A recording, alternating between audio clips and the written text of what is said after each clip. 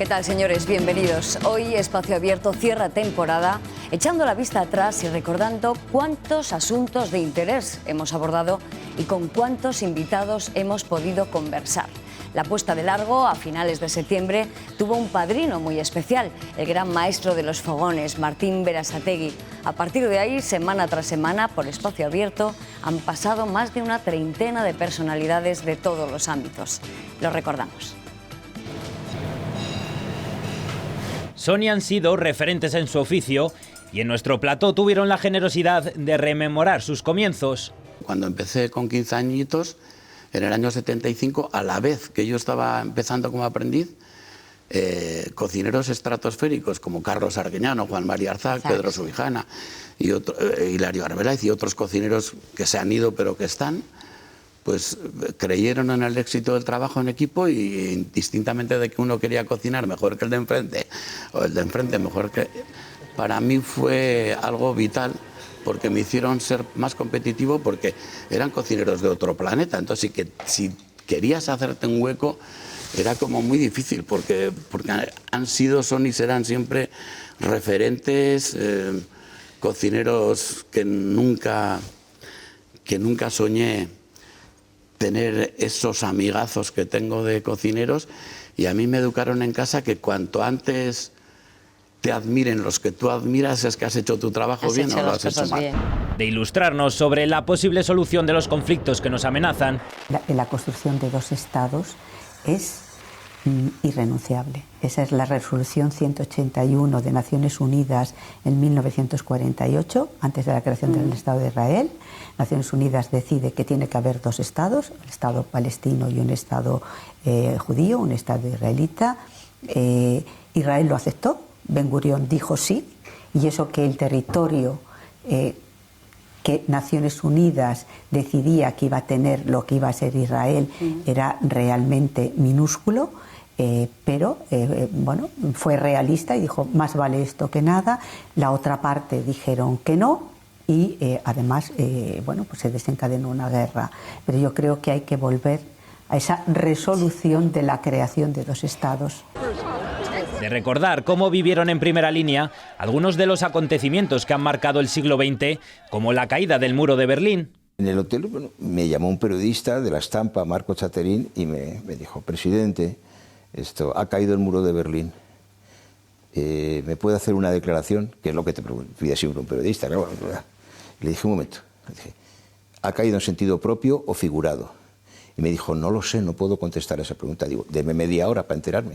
Porque es que nos parecía que era, bueno, ciencia ficción. Fuimos a la cena con el gobierno y el presidente de Italia y nos pasamos toda la cena preguntándonos qué había pasado. Luego lo he aclarado, porque además esto lo he podido aclarar porque, bueno, aclarar, estos fenómenos nunca se están debatiendo y tal, pero sí es un fenómeno que además está relacionado pues con una conferencia de prensa en la que un periodista italo-argentino que acaba de fallecer, vivía en Madrid, ha fallecido el año pasado, que le habían pasado un soplo de la crisis ya de la República Democrática Alemana, que era la del Este, la República Comunista, le dijeron: haz esta pregunta. Y ya era un momento en el que se podía pasar, anunciaron que se podía pasar sin visado, los alemanes podían pasar sin visado de Berlín Oeste a Berlín Este, que se dice pronto, ¿no? Y entonces le dijeron: tú pregunta cuándo entra en vigor. Y entonces el funcionario que no había estado, que no tenía instrucciones claras, le preguntó el periodista y contestó, miró el papel y dijo: ab sofort, que en alemán quiere decir de inmediato. Y la gente que estaba oyendo de inmediato se fue a la Adlonstrasse, a la Friedrichstrasse, al Checkpoint Charlie, a decir: bueno, si es de inmediato, venga, yo me paso. Analizamos el fenómeno de los true crime con un experto en la crónica de sucesos. Y los tiempos de la justicia y los tiempos de una investigación son muy distintos a los tiempos que nos gustaría a nosotros tener, que nos gustaría a la prensa tener, ¿no? A mí muchas veces me ocurre que hay cualquier suceso, un cadáver o o una desaparición que se prolonga un poquito en el tiempo y se encuentra un cadáver y entonces desde las redacciones ya se está pidiendo que se le identifique el cadáver, ¿no? Y yo siempre digo, yo no soy forense, yo no voy a identificar el cadáver. Un cadáver se identifica solo por una prueba de ADN, por una reseña necrodactilar, por la dentadura. Yo no sé si está identificado todavía o no, y sé que esto lleva un tiempo, ¿no? Las prisas son muy malas compañeras a la hora de hacer sucesos. Todos queremos ser los primeros, todos queremos que nuestras páginas web acumulen accesos porque hemos dado una información, pero eso provoca una enorme falta de rigor. Y ahora, para mí, el principal defecto de la información de sucesos es la gigantesca falta de rigor que hay. Se cuenta una cosa y la contraria, en la misma página web aparece contada una cosa y la contraria en un espacio de apenas unas horas, ¿no? Y a nadie se le cae la cara de vergüenza, ¿no? Yo me equivoco a diario me equivoco. Pero cuando me equivoco pido perdón y cuando me equivoco pido disculpas. Pero yo veo una impunidad absoluta en eso y creo que eso es lo que deberíamos reflexionar en torno a ello. Yo creo que más que un problema de filtraciones, más que un problema, hay un problema de falta de profesionalidad en los que hacen sucesos. Con un maestro de la tauromaquia compartimos charla en la dehesa salmantina sobre el futuro de la profesión. La sinceridad de los toreros ahora es algo que está en el interior, es el probarse a uno mismo si es capaz de vencer sus limitaciones, sus miedos, sus carencias. Que te las descubre el toro. Entonces te dice, ni sabes tanto ni eres tan valiente, te lo dice constantemente. Te tiene que entrar una rebeldía por superarte a ti mismo constantemente. Y después la competencia contra los demás, porque generalmente en el toreo todos están en contra. No eres bueno, no te arrimas, no templas, y tú sabes que no es verdad, que tu sueño es lo que ellos quieren que vean. Pero hay que ir poco a poco a conseguirlo. Y esa rebeldía hace que uno asuma riesgos, asuma retos y no le importe en absoluto por descubrirse a sí mismo, jugarse la vida. Valiente y sobrecogedor el testimonio de nuestro más importante cooperante internacional, el misionero Nicolás Castellanos, que a sus 89 años sigue dedicando su vida a los más vulnerables de Bolivia. Gracias a Castilla y León hemos hecho 8 internados. Los niños, los alumnos, viven en el internado la semana y el fin de semana van a sus casas. Fíjate que estamos a 4.000, 5.000 metros de altura, 17 bajo cero, no por caminos ni carreteras, sino por vericuetos. En esas mismas comunidades, en un ayuntamiento que se llama Moromoro, Tomata, Quilloma, Santa Rosa, en esas comunidades los 3 meses de sequía para beber agua, personas y animales, tenían que andar 4 horas, 2 de ida y 2 de vuelta. Ejemplo de vitalidad dejó también en nuestro plató un alpinista de récord que a sus 85 años sigue soñando con cumbres imposibles. Los años es un número que está ahí, pero no tiene que ver con todo. Tiene que ver, no cabe duda, pasa el tiempo y vas perdiendo facultades, seguro, pero si tú quieres, lo que habéis puesto ahí, te alimentas, haces ejercicio, duermes, estás sano de mente, tienes una familia a tu lado maravillosa, no te estás peleando todos los días, pues verdaderamente es una vida fantástica. El Daulahiri le espera. Pero este programa ha estado pegado también a los asuntos sociales que más nos preocupan, asuntos como la salud mental de nuestros jóvenes, los perjuicios de un acceso temprano a las tecnologías. Hemos hablado de cáncer, la primera causa de muerte, del nuevo plan contra el tabaco, de los avances en materia de trasplantes y de las sobrecogedoras cifras de la violencia de género. Es solo una pincelada de todos los que hemos abordado a lo largo de estas semanas. Ha pasado a estar en la primera línea de la agenda política. La salud mental preocupa y centra los esfuerzos de administraciones públicas y privadas. El 40% de los españoles reconoce que su salud mental no es buena y las autolesiones entre los jóvenes se han multiplicado por 56 tras la pandemia. En 2022, los problemas de salud mental coparon la mitad de las llamadas de niños y adolescentes a la Fundación ANAR. Médicos, docentes y fiscales alertaron en nuestro programa del uso temprano de las tecnologías. La mayor parte de los delitos actualmente, hablamos de menores, los adultos es otra cuestión, pero de menores se cometen a través de las plataformas electrónicas. Pues tenemos que retrasar el máximo posible, que es lo mismo que se ha hecho con otros tóxicos, el acceso a tóxicos, como puede ser el tabaco, el cannabis, el alcohol, Y tenemos que hacerlo también con estas tecnologías, ¿no? Se ha perdido el respeto a los mayores, a los padres, al profesor, al médico, pero no de los menores, de la sociedad. Y luego tenemos a veces algunas agresiones sexuales, algunas también en grupo, desde una despersonalización, desresponsabilización individual. Las plataformas no están ayudando nada, absolutamente nada. Y confrontamos posturas, prohibir o concienciar de los peligros. Lo que hay que hacer es hacer un uso responsable y razonable de esas tecnologías. Decirle a un chaval que él tiene que ser responsable de una cosa para la que ni siquiera puede ser responsable es como que yo coja a mi hijo de 5 años y le dé un cuchillo jamonero y le diga, mira hijo, esto corta mucho, ¿eh? No es como el cuchillo que te deja el Papa normalmente que corta menos. Este corta de verdad porque es para cortar jamón y es muy útil para cortar jamón, ¿vale? ¿Sí? Y tu hijo te dice, claro, sí, sí, papá, se lo das y acabas en el hospital. Preocupan también las cifras de cáncer, que ya es la primera causa de muerte en España, por delante de las enfermedades cardiovasculares.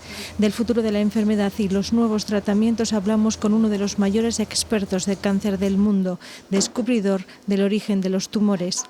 Cada año mejoraba la supervivencia respecto al anterior entre un 1 y un 2%, de manera que hoy estamos en un 60 y algo por ciento y siguiendo esta misma tendencia, que creo que va a mejorar de todas maneras, yo creo que es perfectamente alcanzable este objetivo del 70% de supervivencia en 2030. El tabaco es el principal detonante del cáncer de pulmón. Reducir a cero las cifras de tabaquismo en España es lo que pretende el nuevo plan contra el tabaco. El cribado es no fumar. Es que yo creo que somos absurdos. Es decir, sí, sabes que si no fumas es muy improbable que tengas un cáncer, muy improbable. No solamente un cáncer de pulmón, porque el tabaco puede generarte un cáncer de próstata. Es decir, bueno, qué lejos está la boca de otras partes del cuerpo. Pero claro, es que toda la nicotina, el alquitrán, todas estas sustancias, al final, que el tabaco contenga polonio o que tenga amoníaco, esto es un poco... Pero claro, hay sustancias que lo que hacen es incrementar la adicción. Entonces, el mejor cribado es el que se hace en atención primaria y cuando se detecta un fumador incipiente. Presumimos, además de cifra de trasplantes, España es líder en el mundo en donación de órganos y Castilla y León supera en 4 veces a Alemania. Que no por hacer muchos los resultados son peores, en absoluto. O sea, estamos perfectamente en línea con los resultados internacionales e incluso superiores en algunos aspectos. Así que sí, vamos, en Estados Unidos, por ejemplo, un trasplante de pulmón tardan años, en España son 3 meses. Con quienes tratan en primera línea la violencia de género tratamos de arrojar luz sobre cómo atajar las escalofriantes cifras de esta lacra que cada vez se cobra la vida de más niños. Las víctimas que son víctimas de asesinato, de homicidio, que mueren, las agresiones que han tenido son graves. Y lo que te encuentras, o lo que me he encontrado yo en mi experiencia, es que muchas veces ellas interiorizan esa situación, consideran que es normal, sí, claro, y que tienen que soportarla. Y no, yo creo que cuando se ven los llamamientos desde los medios de comunicación, cuando todos decimos hay que denunciar, ellas no consideran que están en ese caso. Yeah. Eso no la pasa a ella. Por vergüenza, por educación, porque efectivamente el que dirán, porque es conocido, el agresor, ella, por los hijos muchas veces, es decir, una mujer de 80 años que lleva toda la vida sufriendo esa violencia, tiene unos hijos adultos que muchas veces no quieren que se presente denuncia, no quieren acusar al padre de... Es decir, hay muchos elementos que se entremezclan. Existe como este miedo todavía, es que igual llego allí y piensan que esto es una tontería y que eso jamás va a suceder. Es decir, cualquier mujer que se acerque a una unidad policial va a ser atendida, se hará la valoración, va a ser informada de los recursos, sobre todo porque aquí incidimos mucho cuando hacemos la formación también con fuerzas y cuerpos de seguridad, de que la media de tiempo que tarda una mujer en denunciar son 8 años. Entonces, obviamente, cuando una mujer acude a interponer una denuncia, no es la primera vez que sufre violencia. Es la vez que es el detonante, que es el ya no puedo más o que es el se acabó, hasta aquí hemos llegado, pero nunca es la primera situación de violencia. Y contamos con la experiencia de la Fundación Gasol para abordar la que es una de las pandemias de este siglo, la obesidad infantil. Regular el marketing de productos no saludables dirigido a niños es una de las medidas clave que apuestan organismos internacionales como UNICEF, la OMS o la Federación Mundial de Obesidad, porque se sabe que los niños menores de edad no tienen desarrollado el cerebro como para tomar decisiones racionales y poder autorregularse, ¿no? Por eso la protección no es tanto regular la publicidad, sino cómo podemos proteger a los niños y niñas para garantizar que crecen de manera saludable. Esta es una de las 200 medidas que está en el Plan Nacional y siguiendo las recomendaciones internacionales, desde la Fundación apoyamos que se protejan los derechos de los niños. Todos temas de gran impacto social para los que buscamos respuestas. Esta temporada, Espacio Abierto ha contado con todo el equipo de los servicios informativos de Castilla y León Televisión, técnicos y redactores, para ilustrar desde todas las perspectivas y poner en contexto el tema del día. Cada semana hemos recogido los testimonios de voces autorizadas de expertos. Hemos estado, por ejemplo, en la acogida a los refugiados de Ucrania, con una brigada de incendios, con agricultores, mayoristas y supermercados, o con aquellas mujeres que abrieron camino en distintas profesiones. Lo vemos.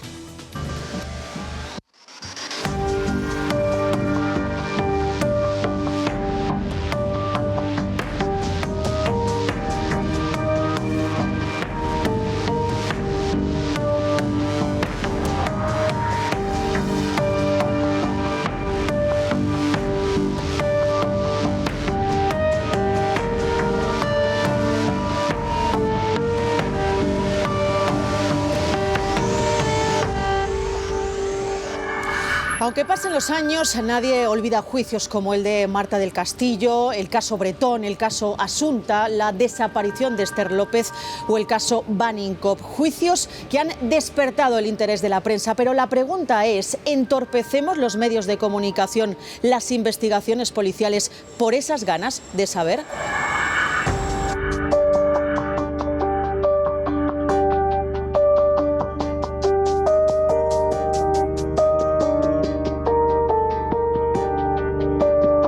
Es una cuestión difícil, tendríamos que valorar caso por caso. Evidentemente hay situaciones, que yo le podría poner algún ejemplo, donde los medios evidentemente pueden ayudar o coadyuvar a la resolución de los hechos. Si la prensa, evidentemente, en su afán de investigar los hechos, no sé si podemos poner entre comillas una investigación paralela, entrevista también a las víctimas y a los testigos, pudieran darse posteriormente ciertas contradicciones, por ejemplo, a la hora de un juicio oral. Cosas que ha podido decir a la prensa, que posteriormente sean utilizadas y que durante el juicio oral y que contradiga de alguna manera el testimonio prestado ante la policía o ante la autoridad judicial. Efectivamente, hay ocasiones en que la presión mediática es muy alta, pero en mi opinión los jueces, desde luego, nuestro trabajo lo hacemos con total abstracción de lo que se publica en la prensa, aplicando la ley, valorando las pruebas y a nosotros, en mi opinión, no nos afecta nada y al jurado pienso que dejan al margen aquella información que se está publicando por fuera. Me propusieron dar charlas primero en autoescuelas y luego coles, institutos y universidades y ver cómo reaccionan esos niños al contarles esto pasa, esto ocurre, nos desgarramos para contarles nuestra historia, porque yo no les cuento una historia como si fuera un guión, yo tengo que volver a recordar ese día para que a ellos les llegue y que luego te vengan, te den un abrazo, te den las gracias. Ya eso está más que pagado. Eso es lo que dices, que tienes que estar recordando tu historia de continuo para un fin social. Sí, para salvar vidas. Son testimonios que salvan vidas.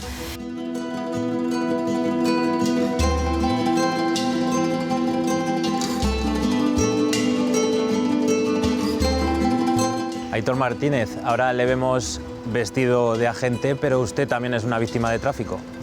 Sí, bueno, yo un 25 de febrero del año 2016, en aquella época era ciclista y sufrí un siniestro vial muy grave aquí en Valladolid, en la vía30, cuando el conductor de un camión que venía haciendo las cosas mal, que venía utilizando el teléfono móvil, una distracción, nos impactó por detrás a mi compañero y a mí, a mi amigo y a mí, a 95 km por hora, con unas consecuencias terroríficas, sobre todo para mi amigo que perdió la vida y para mí que me ha quedado secuelas de por vida.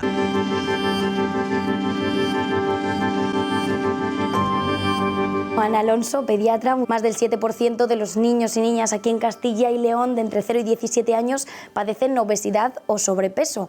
No sé a qué se puede deber esto y qué ve usted en sus consultas. Raro es el día que no vemos varios niños con este problema. La prevalencia que nosotros manejamos es 1 de cada 4 niños con sobrepeso. Entonces sí que nos preocupa mucho el tema y bueno, sí que es algo que tenemos que tener efectivamente en cuenta, sobre todo para detectarlo. O sea, el diagnóstico precoz es importante.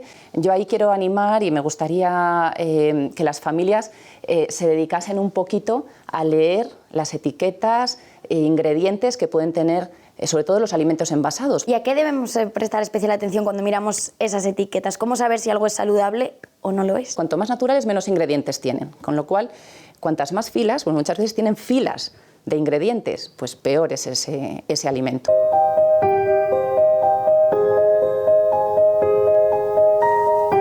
Hola Irina, hola Daria. Hola. Hace 2 años cambió la vida de Ucrania de la noche a la mañana con el estallido de la guerra.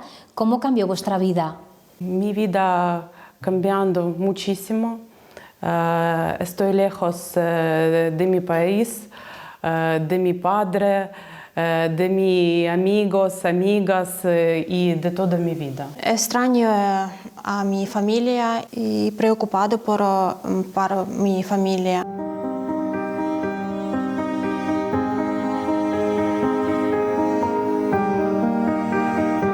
Ellos han tenido que aprender un idioma, aprender a vivir en una nueva comunidad, pero ¿qué lección nos han enseñado a vosotros? La verdad es que no han perdido la sonrisa. Entonces, ver que alguien que lo ha perdido todo, porque lo han perdido todo, absolutamente todo, han tenido que dejar atrás muchas cosas, son capaces de llegar a un sitio y rehacerse y salir adelante y volver a sonreír y ser felices y estar como otro niño más, pues te enseña que de todo se sale, que con ayuda, por muy mal que se vean las cosas, pues siempre podemos salir adelante.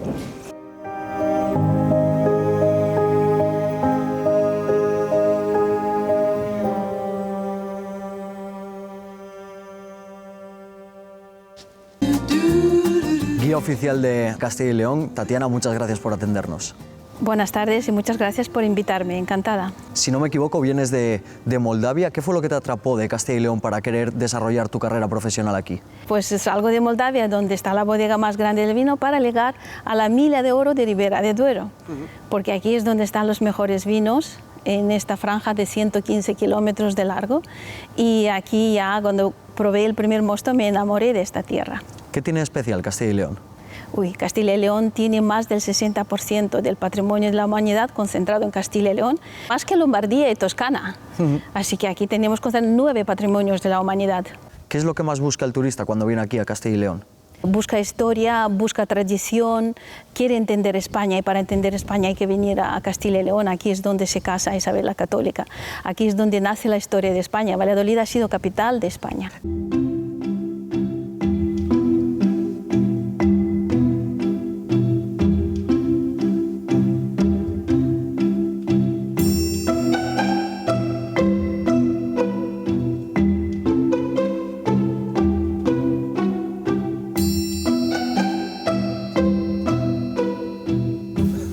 Bueno, Alberto, pues estamos aquí en tu granja con algunas de tus ovejas, que creo que además las acabas justo de dar de comer. ¿Qué es lo más sacrificado de ser ganadero?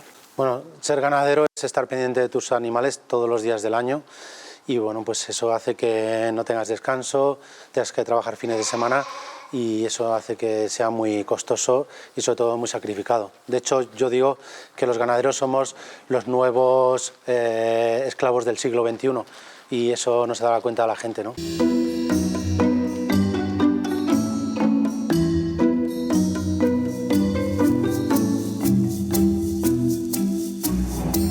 Hay determinados mitos en todo esto, es decir, hay determinados productos que su coste de producción, aunque se haya incrementado, es bajo respecto a la cadena de costes que a posteriori tiene.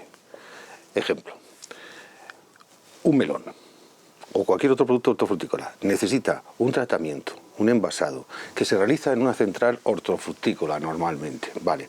Eso lleva aparejado unos costes de elaboración, entre otras cosas porque el consumidor se ha convertido en muy exigente y exige que haya un aspecto excepcional en los productos.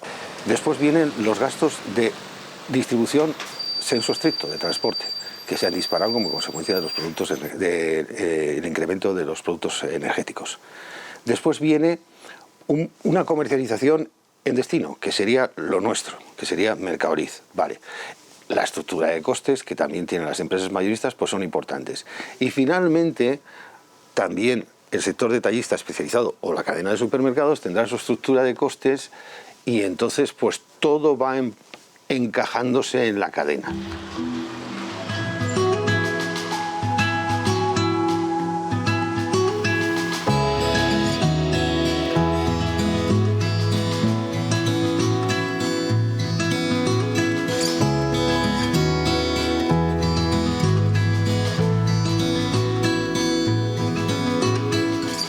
Durante 40 años llamó a las puertas de cientos de casas de la provincia de Palencia y hoy es usted quien nos abre las de la suya. Eva María, ¿en qué momento decide voy a ser cartera? Pues en el año 74. Mi padre había sido cartero y mi marido también. Parece que la palabra de correos en mi casa era diario y en fin... Yo para mí no lo vi una cosa imposible. Hice la oposición, aprobé y me hicieron funcionario. ¿Y en el día a día el trabajo era el mismo entre hombres y mujeres? El mismo. Y lo desempeñábamos igual porque andábamos por las carreteras. Y si pinchabas una rueda, te la tenías que cambiar.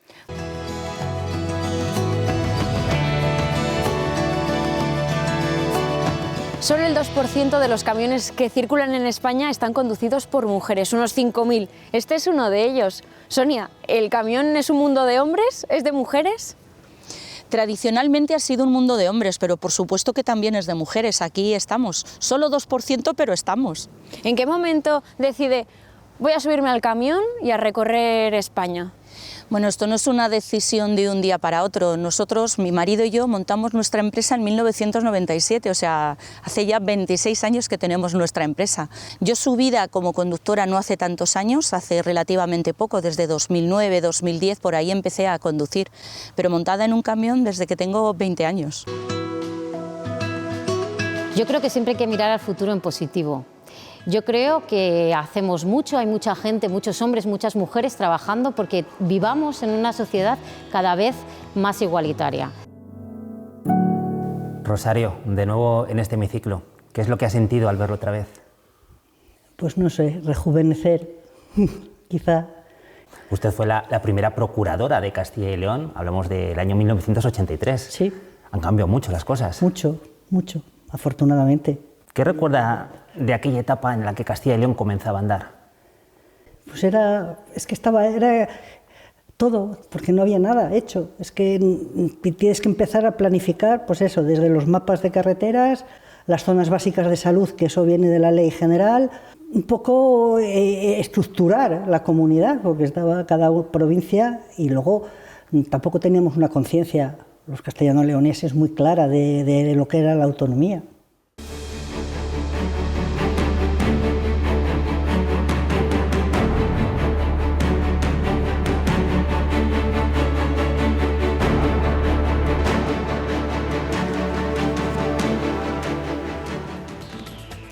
Espacio Abierto ha estado también con la cultura, ahondando en los secretos, por ejemplo, de una nueva edición de Las Edades del Hombre en Villafranca del Bierzo. Quisimos saber por qué Castilla y León es una de las tierras de acogida del cine y si hablamos de tradiciones no podemos olvidar la Semana Santa.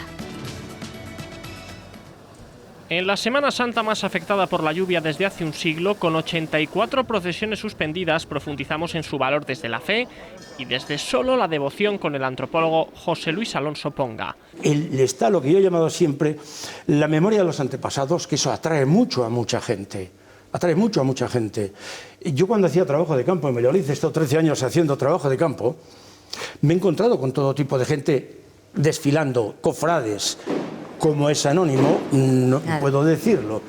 Y mucha gente me ha dicho, vamos, cuando digo mucha gente, digo, pues a lo mejor más de la mitad de la gente decía que no era especialmente practicante, no era atea, tampoco iba todos los días a misa, todos los domingos a misa, a celebrar la Pascua, etcétera, etcétera, etcétera.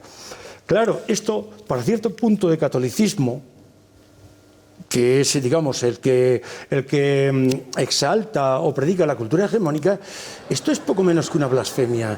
Pero la persona que está intentando vivir su religión, esto es una manera de hacerlo y de vivirlo. 10 festivales, 186 salas, 30 rodajes solo el año pasado y 2,4 millones de espectadores. Son algunos de los datos de la industria del cine en Castilla y León. De cine hablamos con motivo de la 68ª edición de la Semana de Cine de Valladolid, donde se presentó el rodaje de Memento Mori, una coproducción en la que por primera vez participó Castilla y León Televisión, lo que sirvió para que actores, directores y productores reivindicaran a la comunidad como lugar para producir cine. Muy bien el estudio de Madrid, pero el tener que ir, venir, tiempos, etcétera, me ha consumido muchos recursos, mucha energía, y yo estoy seguro de que lo podemos hacer desde aquí, y yo creo que bueno, yo personalmente me voy a empeñar en ello, ¿no?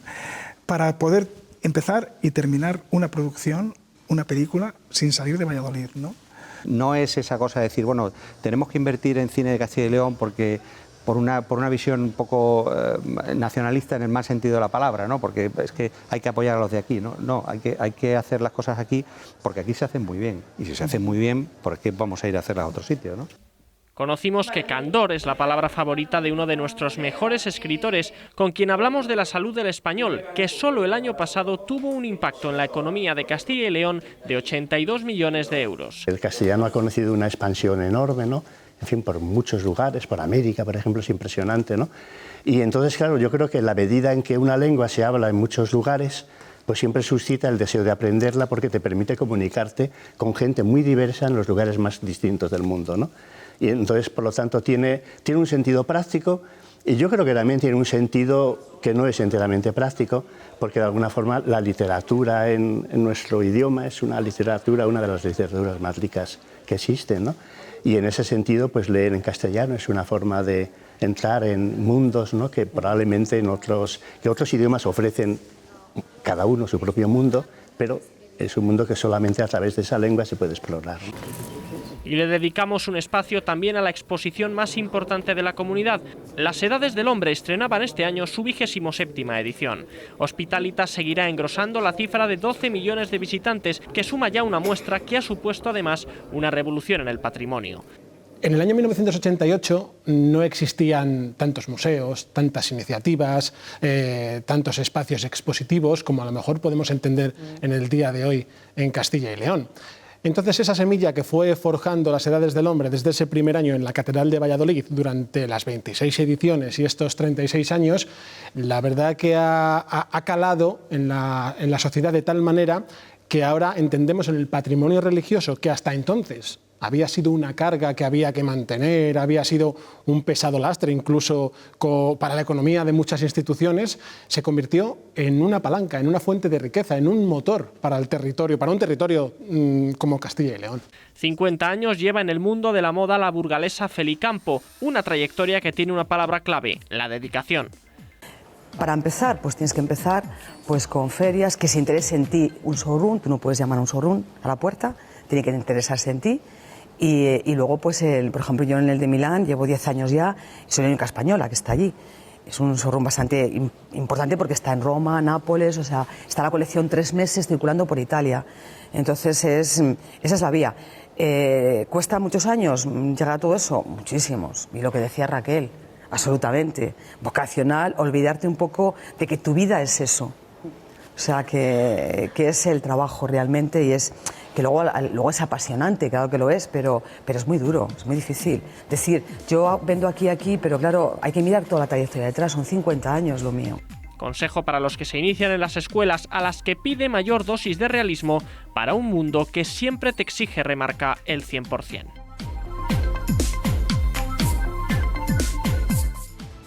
Así, de esta manera, hemos pasado las últimas 37 semanas en Espacio Abierto. Les aseguro que la próxima temporada nos esperan temas apasionantes y grandes personajes. Hasta entonces, disfruten del verano. Adiós.